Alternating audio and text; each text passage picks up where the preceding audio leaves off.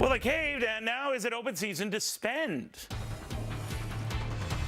Welcome, everybody. I'm Neil Cavuto, and don't say I didn't warn you and cast warnings about both parties over this, because just days after some Republicans voted to hike the debt limit to keep the focus on health care, the president is keeping the focus on spending. Try $56 billion worth of spending on everything from new manufacturing institutes to more green initiatives, job training, even universal pre-K. And remember the $230 billion in Social Security savings that the president promised? Well, now that is off the table because Republicans, well, to hear Tea Parties tell it, they got your number, and they couldn't be any happier. Senate Majority Leader Harry Reid calling the president's budget a powerful statement of Democratic principles. Nancy Pelosi going even further, labeling it a responsible fiscal framework. But for Tea Partiers already fed up with this endless government spending and what they call mainstream capitulating, enough is enough. Philip Dennis is with the Dallas Tea Party, Julianne Thompson with the Atlanta Tea Party. Julie, to you first, what do you make of this? And I think it was you who had said not too long ago, if you blink, they will spend. Republicans blinked, right?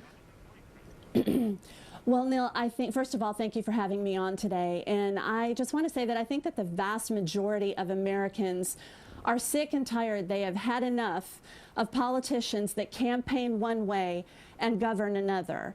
And right now it would seem that congressional Republicans think that standing for absolutely nothing is going to give them more of a broader appeal.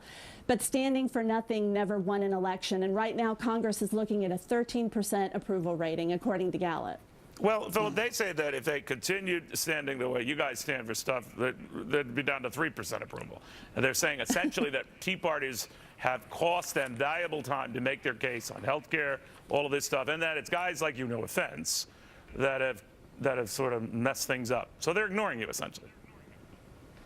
Well, yes, I think that they are, and they're beating up on heroes like Ted Cruz and Mike Lee and Rand Paul, people that have stood for something, people that have become heroes to the American citizens.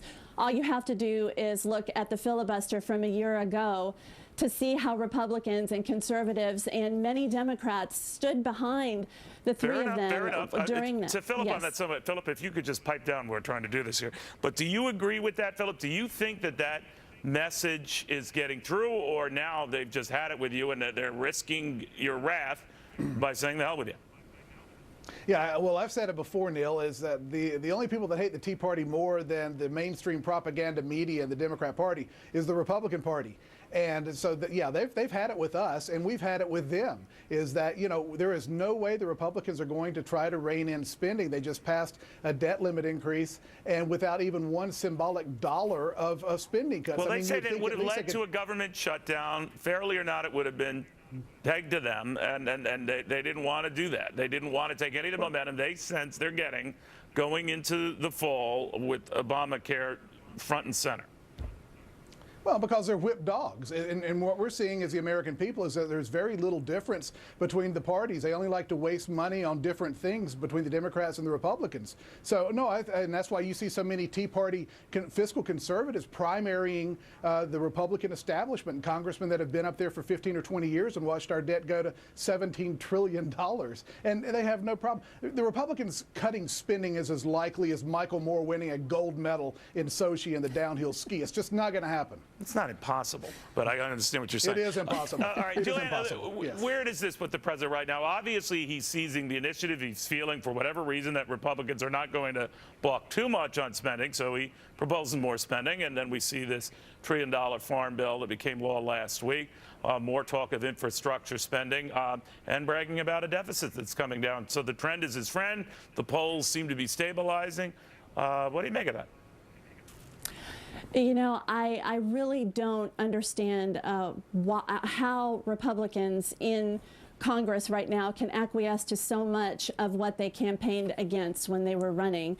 I fear for the future of our country. I fear for my children that they're not going to enjoy the same free America that I have and that my parents have. And it's just, I really fear for our country. And, you know, going back to what I said before concerning Senator Ted Cruz, all you need to look at is what happened recently with regard to the debt ceiling.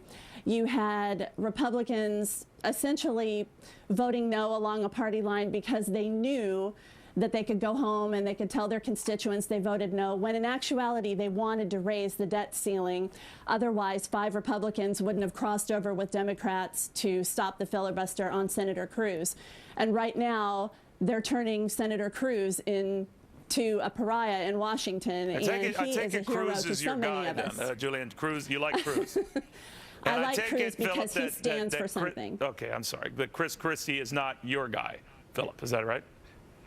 And no, Chris Christie is not my guy at all. He's just the latest big government moderate that the Republican establishment wants to serve up as cannon fodder for Hillary Clinton in 2016. Haven't we seen enough of the Mitt Romneys and the John McCains and the Bob Doles and the big government moderates that they lose every time they go up? Even George Bush won because he campaigned as a conservative, although he governed somewhat differently. But conservatives win and conservative fiscal practices win, and they work, while the big government moderates lose. It's just it's history. It's what happens.